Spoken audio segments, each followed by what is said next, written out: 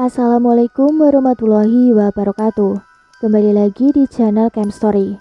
Pada kisah kali ini, Mimin ada sebuah cerita yang ditulis oleh Kak Azam Sodakta. Cerita ini diberi judul Kisah Nyata Kuburan Dalam Rumah. Tak pernah lupa, seperti biasa, Mimin doakan sahabat pendengar sehat selalu dan lancar rezekinya. Amin ya rabbal alamin. Dan jangan lupa untuk mendukung channel ini dengan cara like, komen, dan subscribe. Terima kasih. Baiklah, langsung saja kita masuk ke ceritanya dan selamat mendengarkan.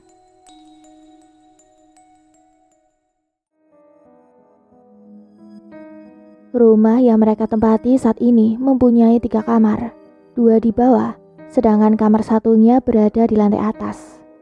Ucil dan Andri tidur di kamar bawah, sedangkan Fatur tidur di kamar atas. Sebelum rumah ini dijual, pemilik rumah sudah memberitahu kepada Mbak Arin bahwa rumah ini memang sangat aneh. Banyak orang yang mengontrak di rumah ini, tapi tidak bertahan dengan lama karena sering ada gangguan mistis. Tapi Mbak Arin tidak merasa takut, berniat untuk membeli saja rumah angker ini. Dan pada akhirnya, rumah ini pun dibeli oleh Mbak Arin dengan harga yang murah. Malam hari di kamar atas ada Fatur sedang teleponan sama pacarnya. Lalu tiba-tiba terdengar suara air keran keluar dari kamar mandi yang berada di dekat kamar Fatur. Siapa yang di kamar mandi? Ucap Fatur merasa heran. Yang, bentar ya, aku mau lihat kamar mandi. Sepertinya ada orang. Ucap Fatur pada pacarnya di telepon. Anehnya, setelah dicek tidak ada siapa-siapa di kamar mandi. Lalu Fatur kembali melanjutkan obrolannya dengan pacarnya via telepon. Fatur ketawa-ketawa, kadang nyanyi-nyanyi, merasa happy malam itu, sedang teleponan dengan pacarnya tersebut. Jam sudah menunjukkan pukul 12 malam. Fatur pun sudah mulai merasa ngantuk. Akhirnya ia pun memutuskan untuk tidur dan mengakhiri acara teleponan itu. Karena sudah sangat mengantuk, Fatur pun langsung tepar tertidur sangat pulas. Tapi dirasa baru beberapa menit Fatur tidur, tiba-tiba Fatur merasa ada yang menamparnya. Spontan Fatur terbangun sambil mengelus-elus pipinya meringis kesakitan. Sakit, sungguh sakit, terasa dari tamparannya itu. Siapa yang menamparku? Aduh, siapa sih yang jahil? Ucap Fatur merasa kesal. Fatur mengira kejadian yang barusan ia alami adalah ulah dari kedua temannya, yaitu Ucil dan Andri. Lalu, Fatur memilih untuk tidur kembali karena benar-benar sangat mengantuk. Saat Fatur sudah pulas kembali dalam tidurnya, hal itu terulang kembali. Plak! Asem, kebangetan bener ya mereka jeliah. Awas, aku turun nih. Fatur berlalu melangkah turun ke lantai bawah. Sesampainya di lantai bawah, lalu Fatur menuju kamar Andri. Andri, buka pintunya. Jangan pura-pura loh. Jahil sih jahil, tapi jangan kebangetan gitu dong. Ucap Fatur yang sedang berdiri di depan pintu. Tidak terdengar sahutan dari dalam kamar Andri. Lalu Fatur pun bergegas melangkah mendatangi kamar Ucil. Karena kebelet pipis, Fatur berlari kecil menuju kamar mandi yang berada di lantai bawah dekat dapur. Setelah Fatur sudah berada di depan pintu kamar mandi, ia seperti mendengar suara rintihan dari dalam kamar mandi. Anjir, kayak ada orang lagi wik-wik di dalam. Guman Fatur. Terdengar seperti ada suara, tapi kadang terdengar jelas, kadang putus-putus suaranya.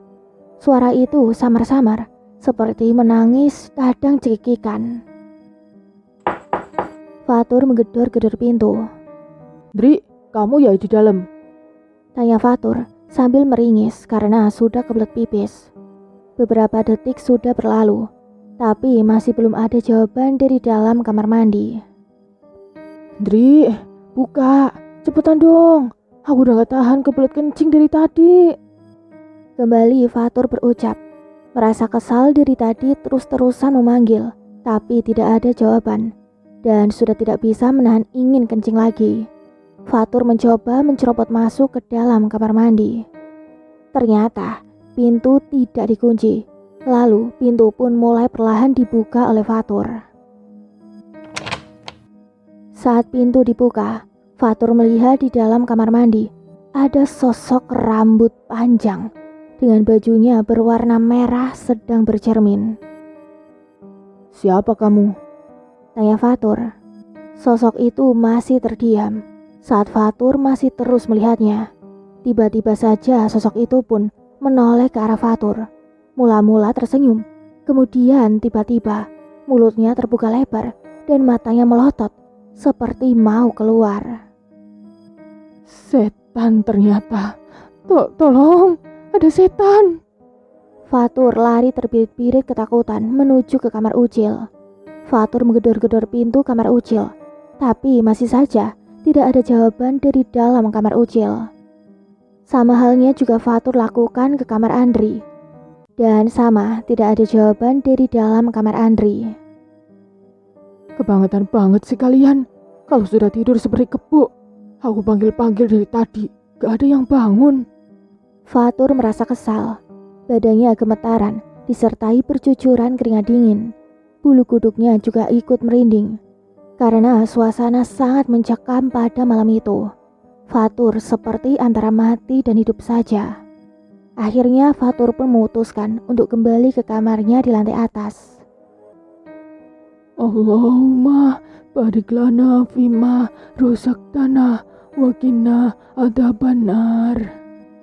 Doa Fatur di sela-sela langkah kakinya saat menaiki anak tangga. Entah kenapa, Fatur malah berdoa seperti itu. Apa dia cuma hafal doa semacam itu? Atau mungkin karena gugup?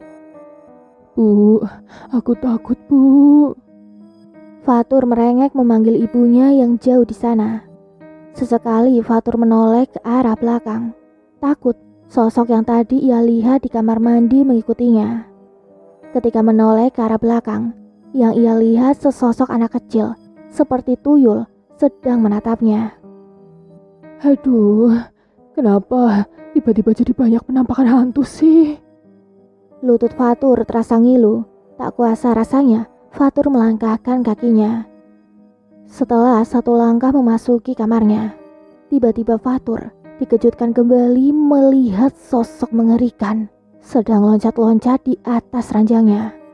Makhluk yang sekarang berada di kamarnya itu ternyata yang ia lihat di kamar mandi tadi.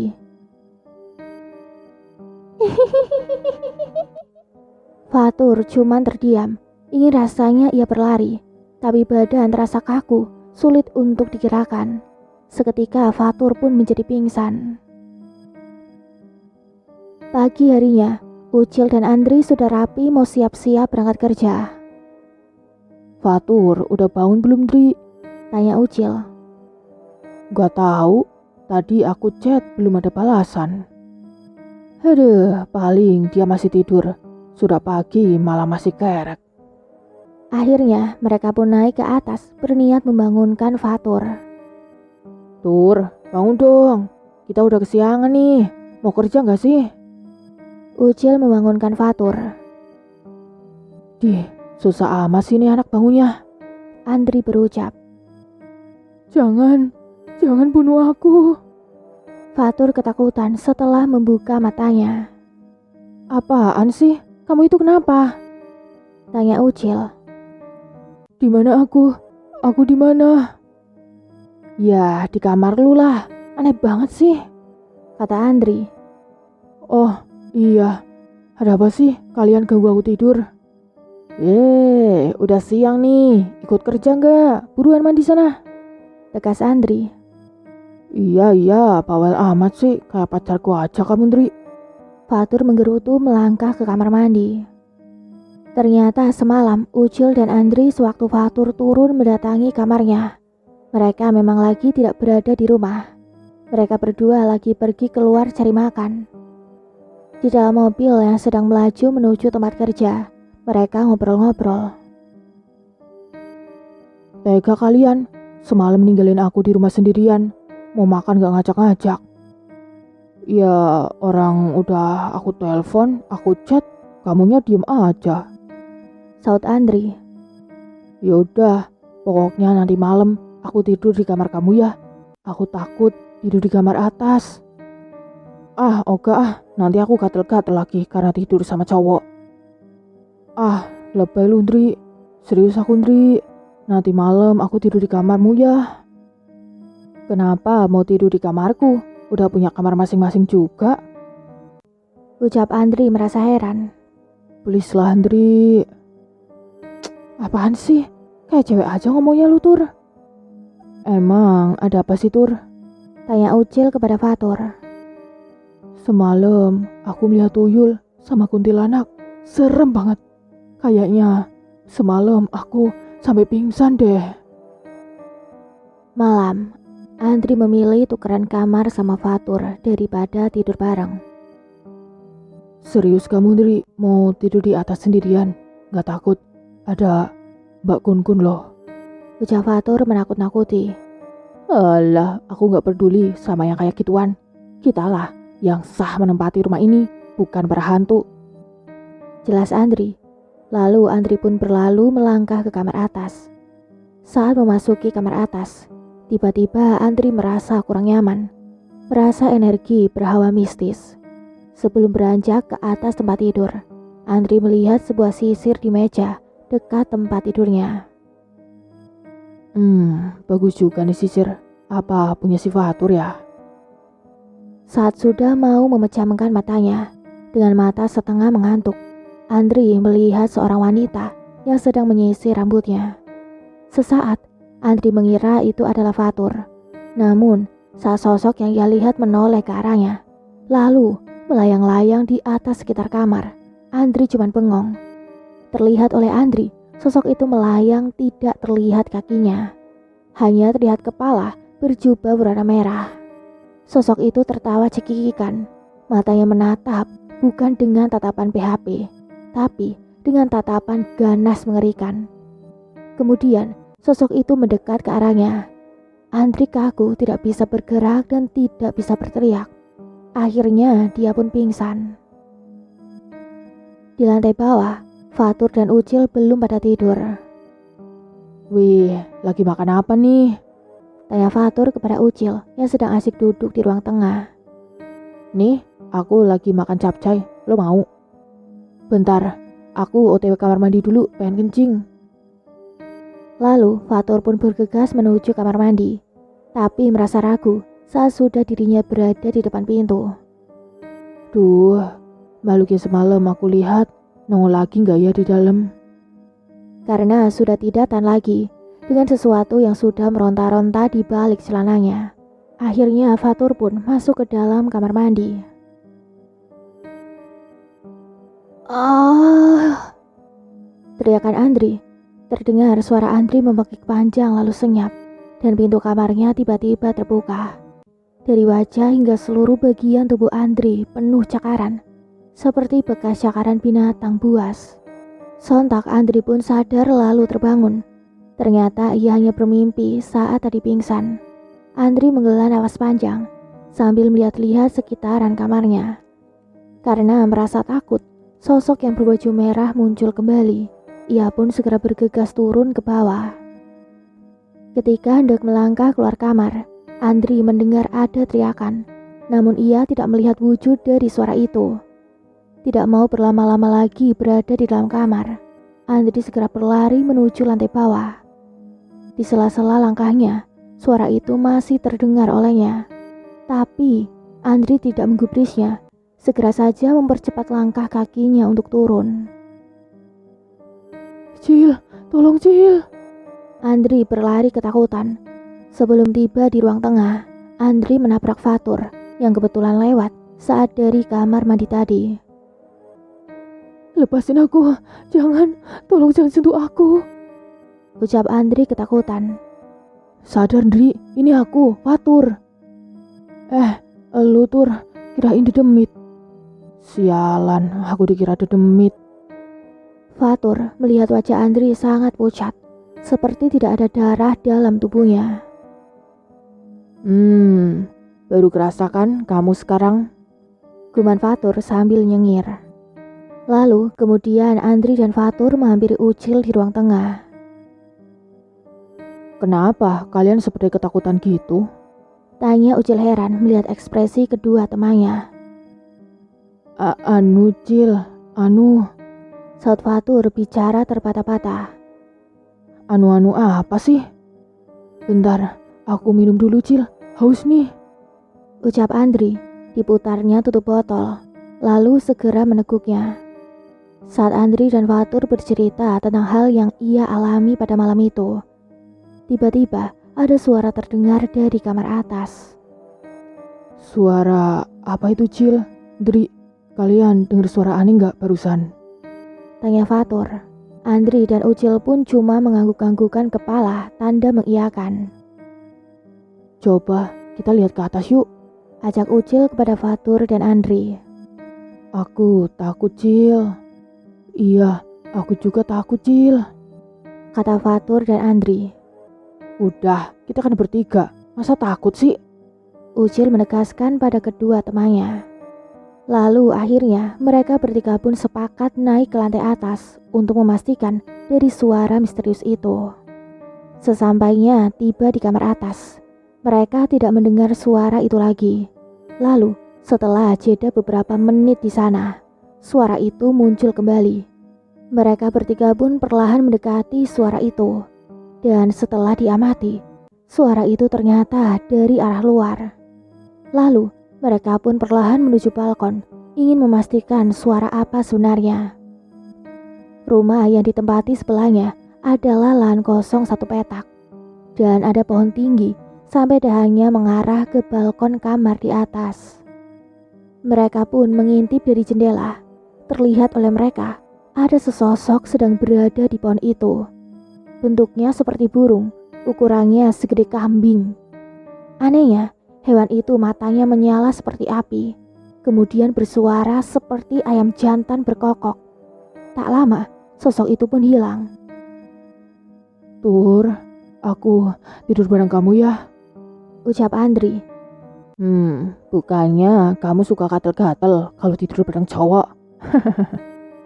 Fatur tertawa puas, merasa bisa membalikan kata-kata dari Andri kemarin. Andri pun malam ini tidur sekamar dengan Fatur di kamar bawah, sementara Ucil tidur sendiri di kamarnya. Malam berikutnya. Dari mana kamu, Ndri? Tanya Ucil. Habis dari warung beli rokok. Ah, lo mau ke warung gak bilang-bilang, tau gitu aku nitip. Ya elah, masa aku mau ke warung harus bilang kamu dulu? Rokok aku juga habis, Ndri. Coba, sini mana rokokmu? Setelah memberikan rokoknya, Andri mengambil gitar, lalu keluar rumah duduk santai di teras, menikmati udara malam sambil bermain gitar. Saat itu, Fatur tidak lagi berada di rumah. Ia sedang pergi keluar sama pacarnya. Malam itu, Ucil mendadak terasa lapar. Mau keluar cari makan. Ucil lagi malas keluar rumah. Akhirnya ia pun masak mie instan yang sudah tersedia. Lumayan buat ganjal perut sementara. Ucil berniat nanti cari makannya kalau Fatur sudah pulang ke rumah. Kompor sudah dinyalakan, air pun di dalam wajan sudah mulai mendidih. Ucil mulai memasak mie instan, mie rasa kare. Tak lupa dikasih telur biar tambah jadi spesial. Setelah mie instan sudah matang, lalu Ucil segera menikmatinya sambil menonton TV. Duh, di mana sih remote-nya? Siapa nih yang ngumpetin? Setelah beberapa menit berlalu, tetap saja remote itu tidak Ucil temukan. Lalu Ucil bergegas menghampiri Andri yang sedang asyik gitaran di luar rumah. Ndri, remote TV di mana sih? Aku cari-cari dari tadi kok nggak ada. Ya, nggak tahu. Dari tadi aku kan nggak nonton TV. Coba tanya si Fatur. Lalu Ucil pun kembali ke dalam rumah. Tapi setelah tiba di ruang TV, mangkok yang berisi mie instannya sudah tidak ada di sana. Loh, kemana miku yang hot itu? Perasaan tadi aku taruh di sini. Kemudian Ucil mencari-cari mie-nya di sekitar dekat ruang TV. Setelah mencari tidak ketemu, Ucil melangkah keluar dapur. Siapa tahu ia lupa menaruh mie-nya di dapur. Benar saja, setelah Ucil mencari di dapur.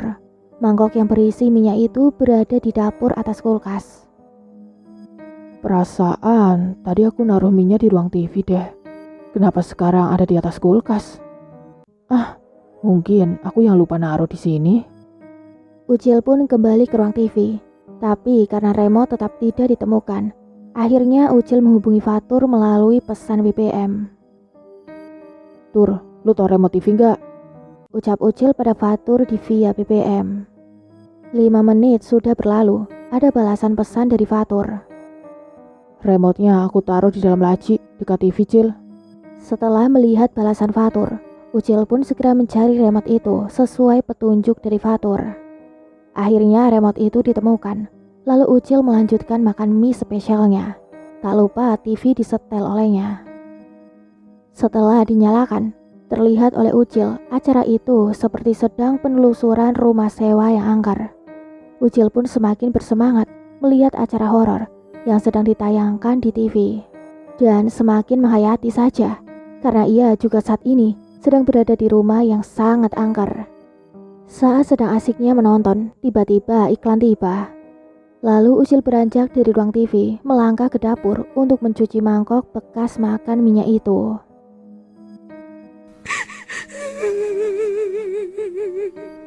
Terdengar oleh Ucil, seperti ada suara orang yang sedang menangis. Suara apa itu? Seperti suara orang yang lagi nangis. Apa itu suara televisi? Guman Ucil sendiri. Setelah mangkok itu dicuci, Ucil pun melangkah mendekati tangga. Dari bawah tangga, pandangan Ucil tertuju ke lantai atas. Ia masih penasaran dengan adanya suara tangisan itu. Perlahan Ucil pun melangkah ke arah kamar mandi. Setelah pintu dibuka. Bah, ngendap-ngendap masuk ke kamar mandi. Lagi ngapain sih? Ucap Andri ngagetin dari arah belakang. Kamu Ndri, ngagetin aja sih. Orang lagi melakukan penelusuran juga. Hah? Penelusuran? Apaan sih? Aku tadi dengar seperti ada orang lagi nangis. Tiba-tiba terdengar ada yang mengetuk pintu. Cil, buka pintunya dong. Lalu Ucil pun melangkah ke arah pintu depan, kemudian memutar kunci. Lama amat sih Cil buka pintunya. Sampai kedinginan tahu aku di luar. Ucap Fatur setelah pintu dibuka. Buset, kamu dari mana aja sih? Jam segini baru pulang. Ayo, habis kikuk-kikuk ya. Enak aja lu sembarangan. Singkat waktu saat mereka tertidur, tiba-tiba terdengar seperti suara angin besar menerpa sehingga membuat pintu depan terbuka. Bunyi pintu seperti ada yang mendorong. Ucil dengan beberapa temannya, yaitu Fatur dan Andri, sama kagetnya mendengar hal itu. Lalu mereka pun keluar dari kamar. Ada apa Cil? Kamu dengar gak suara benturan pintu barusan? Tanya Fatur. Iya, aku dengar.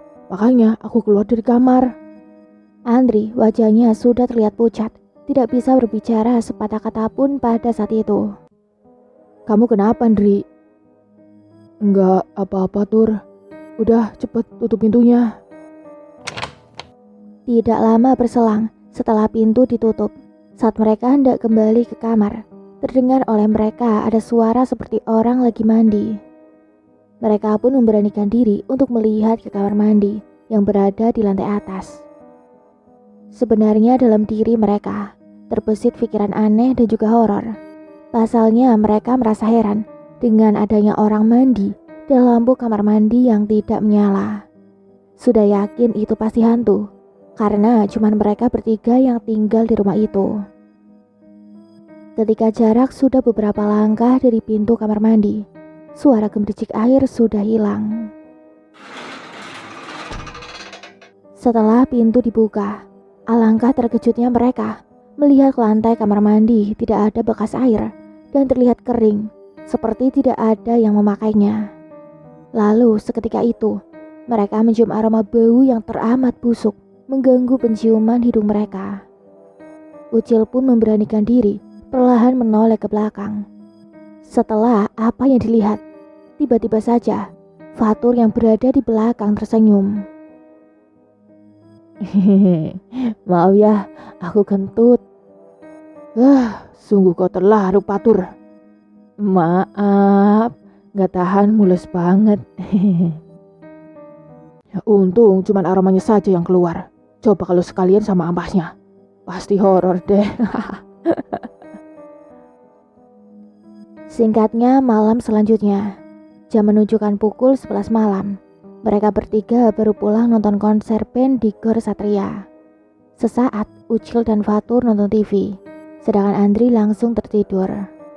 Saat sedang asik nonton film, dari arah dapur, mereka berdua melihat bayangan hitam sangat jelas melintas.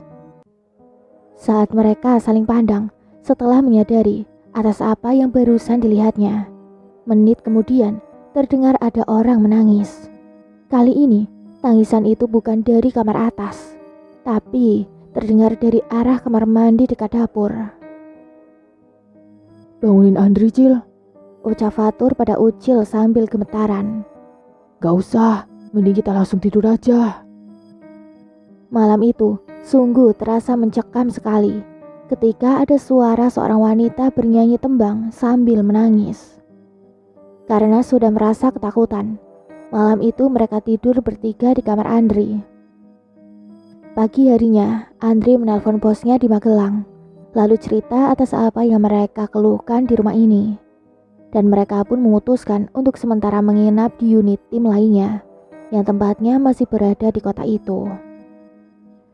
Saat bos mereka sedang berada di kota Jogja untuk menghadiri seminar Kapopin, beliau bertemu dengan beberapa relasi yang sudah lama dikenalnya. Di sela-sela obrolan mereka, bos mereka cerita tentang rumahnya yang banyak gangguan mistis. Dan kebetulan, salah satu di antara rekan kerjanya pernah ketemu dengan seseorang yang pernah menolongnya beberapa tahun yang lalu. Ini Pak, coba hubungi saja nomor ini. Insya Allah ada jalan keluarnya untuk masalah yang sedang Pak Arda keluhkan, kata Pak Hendri. Lalu nomor telepon itu pun ia save, karena masih 2 hari lagi baru bisa pulang ke Malang. Lalu bos Arda menyuruh istrinya untuk menghubungi nomor tersebut. Di tempat yang berbeda, sore hari saat sedang santai di kamar, Jawan teralihkan mendengar suara dering dari HP-nya. Setelah dilihatnya layar HP, tidak ada namanya alias nomor baru. Tadinya Jawan membiarkan saja, tapi setelah panggilan telepon itu berulang sampai 2 kali, Jawan pun akhirnya menekan tombol hijau untuk menerima panggilan. Halo, apakah benar ini adalah Mas Jawan? Terdengar dari nada suaranya yang menelpon Jawan adalah seorang wanita. Iya benar, saya Jawan. Alhamdulillah, kalau benar ini Mas Jawan. Nama saya Arin dari daerah Jateng. Maaf sebelumnya kalau saya sudah mengganggu.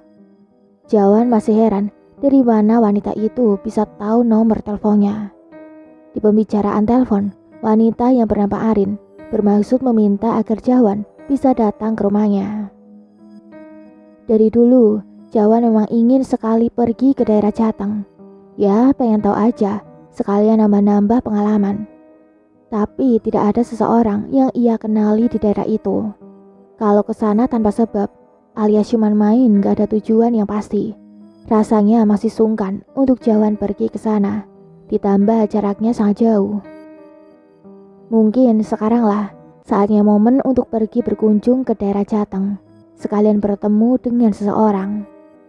Karena sudah di backup ongkos perjalanan untuk pergi ke sana, jadi Jawan tidak bisa menunda lagi, harus segera berangkat.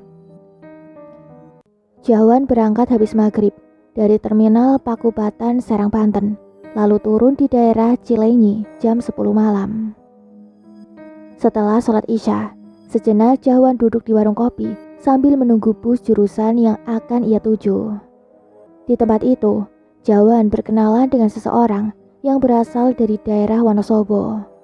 Orang itu berniat pergi ke Jakarta, mau bekerja sebagai supir bus. Setelah ada kira-kira 1 jam lebih Jawan menunggu, akhirnya bus yang ia tunggu datang juga. Rasa lelah menempuh perjalanan yang sangat jauh. Jawan tidur di bus yang sedang melaju menuju daerah Purwokerto. Jam 5 pagi, Jawan baru sampai di terminal Bulupitu PWT. Di ruang tunggu, Jawan duduk, lalu telepon Mbak Arin memberitahu bahwa ia sudah sampai di daerah ini. Sebenarnya Mbak Arin tinggal dengan suaminya di daerah Magelang. Tapi karena rumah yang satunya yang ada gangguan hal mistis, tempat di PWT, jadi Jawan ketemu langsung di kota itu. 20 menitan menunggu, akhirnya Mbak Arin tiba di terminal. Orangnya masih muda dan usianya kira-kira 30 tahunan. Mbak Arin melangkah ke arah Jawan sambil tersenyum lalu menyapa. Mobil melaju menuju pusat kota, kemudian berbelok ke arah perumahan. Di depan terlihat ada rumah cat berwarna putih yang dikelilingi pagar tralis. Lalu mobil pun berhenti. Jawan turun dari mobil. Sesaat melihat-lihat area sekitaran. Detik kemudian melangkah menuju rumahnya Mbak Arin.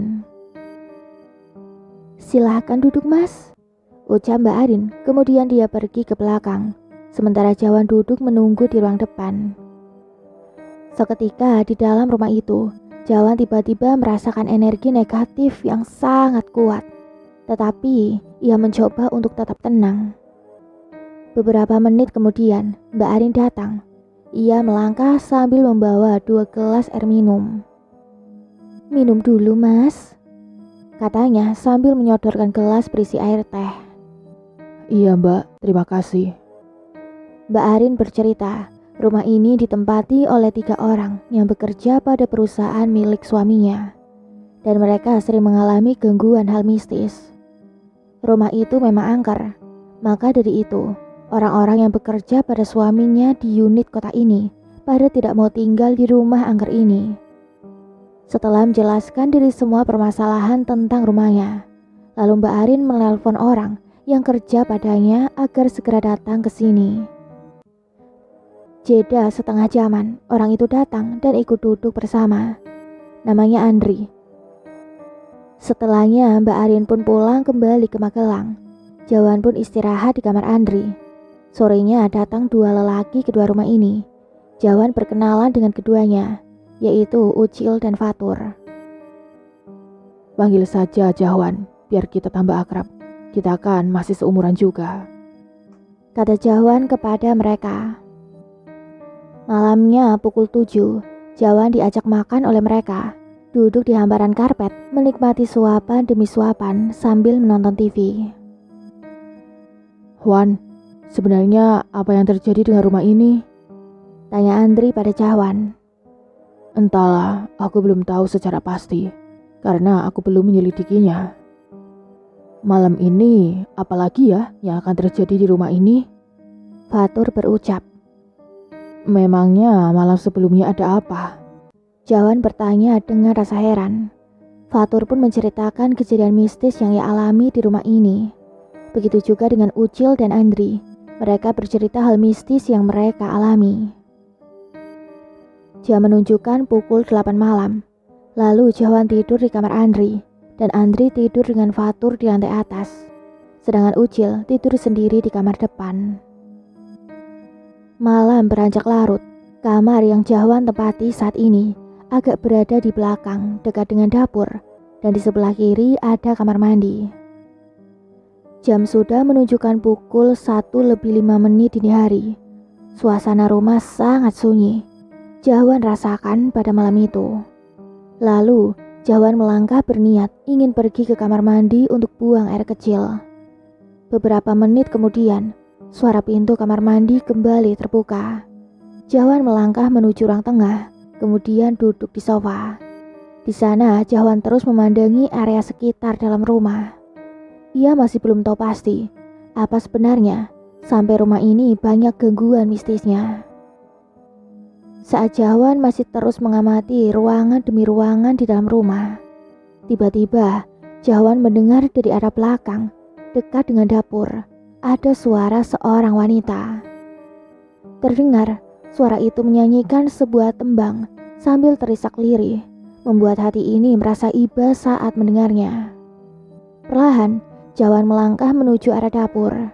Di sana ia mencari setiap sudut untuk memastikan suara itu berasal.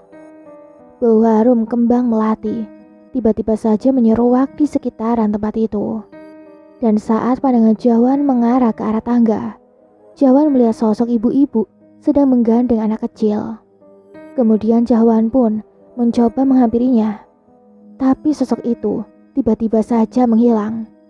Lalu Jawan mencoba naik ke lantai atas menuju kamar yang ditempati oleh Fatur dan Andri. Tapi sesampainya di sana, Jawan tidak mendapati sesuatu yang aneh. Kembali, Jawan melangkah turun. Satu demi satu anak tangga ia lalui. Bau wangi bunga melati sudah tidak ada lagi saat itu. Di depan pintu, langkah Jawan terhenti karena mendengar kembali suara wanita bernyanyi tembang. Sesaat, Jawan cuma terdiam berdiri mematung di depan pintu kamar. Setelah itu, Jawan memutuskan untuk kembali masuk ke dalam kamar. Tapi, baru 2 langkah, suara tangisan kembali terdengar. Jawan melangkah mendekat ke arah sumber suara. Terdengar dari arah dapur persis, bersumber dari lorong di antara dapur dan juga kamar mandi. Saat lampu yang berada di dapur dinyalakan, Jawan melihat sosok sedang berdiri membelakanginya. Sosok itu memakai pakaian sinden dengan rambut yang disanggul. Tampilannya seperti khas wanita zaman dulu. Sesaat, Jawan menghela nafasnya, kemudian membuskannya agar rasa degup jantungnya kembali normal. Apakah sampean yang suka ganggu orang-orang di sini? Jawan mencoba bertanya. Sosok itu hanya diam tidak menjawab, tapi terus-terusan bernyanyi tembang. Sedetik, 2 detik, sampai ke menit, Jawan putuskan untuk kembali masuk ke dalam kamar.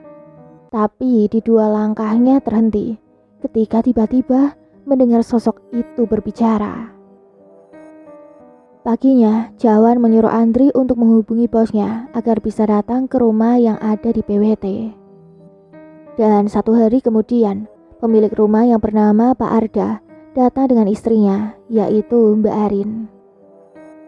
Jawan pun menceritakan perihal kejadian waktu malam kemarin pada pemilik rumah.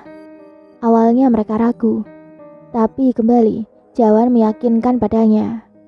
Dalam hati Jawan sebenarnya merasa was-was juga. Takut aja yang diomongin oleh sosok itu tidak benar. Tapi apa salahnya dibuktikan.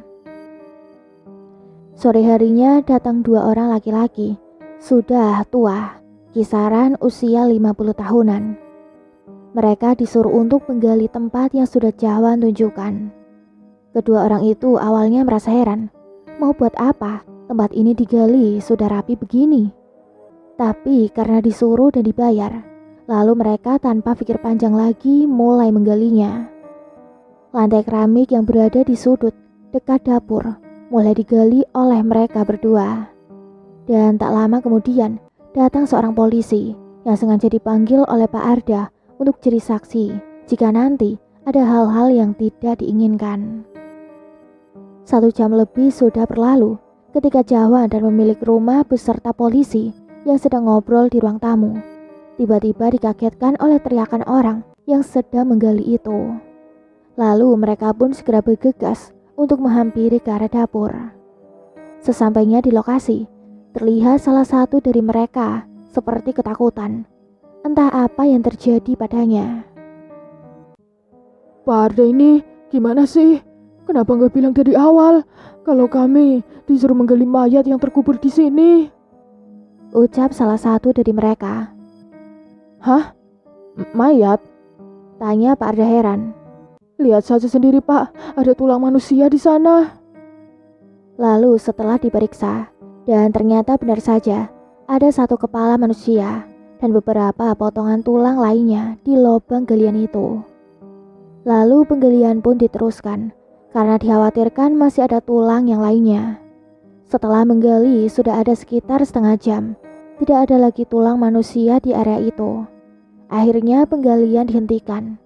Lalu tulang-tulang manusia itu dibawa ke rumah sakit untuk diotopsi. Kemudian Jawan dan Pak Arda beserta istrinya duduk di sofa ruang tengah. Sekarang, apakah rumah ini sudah aman dari gangguan hal mistis? Dan selanjutnya harus bagaimana lagi, Mas? Tanya Pak Arda pada Jawan. Insya Allah, rumah ini tidak ada teror lagi, Pak. Cuman saya minta tulang manusia yang ditemukan di rumah ini dikuburkan dengan layak, Pak. Setelah mengobrol beberapa saat, Jawan menyuruh Pak Arda untuk pulang saja kembali ke Magelang karena kasihan Mbak Arin terlihat ketakutan di sini. Sorenya, Andri, Fatur, dan Ucil baru pulang bekerja. Mereka kaget bukan main setelah Jawan ceritakan soal penemuan tulang manusia yang pernah dikubur di rumah ini. Menurut cerita dari sosok yang menyerupai wanita yang jasadnya dikuburkan di rumah itu. Katanya dulu, dia adalah seorang sinden Jaipong. Lalu ada seorang Belanda yang suka terhadapnya. Beberapa kali orang Belanda itu mencoba mendekati dan menggoda dengan harta kalau mau dinikahi olehnya. Tapi sinden itu tetap menolak. Sampai suatu hari, ia diculik oleh 3 suruhan orang Belanda. Sinden itu disekap dan sering dipaksa melayani nafsu birahi orang Belanda. Entah sudah berapa lama penyiksaan dan pelecehan itu terjadi. Sampai akhirnya sinden itu meninggal dunia. Kemudian jasadnya dikuburkan di belakang rumah. Dan lambat laun, puluhan tahun kemudian, area tempat itu dijadikan perumahan. Salah satu rumah itu yaitu yang dibeli oleh Mbak Arin. Dan jasad sinden itu terkubur tepat di dapur dekat tangga. Demikian akhir kisah ini. Mohon maaf atas segala kekurangan. Terima kasih banyak atas doa dan support sahabat pendengar KM Story. Semoga sehat selalu dan lancar rezekinya. Tunggu kisah lainnya di video selanjutnya. Mimin pamit undur diri. Wassalamualaikum warahmatullahi wabarakatuh.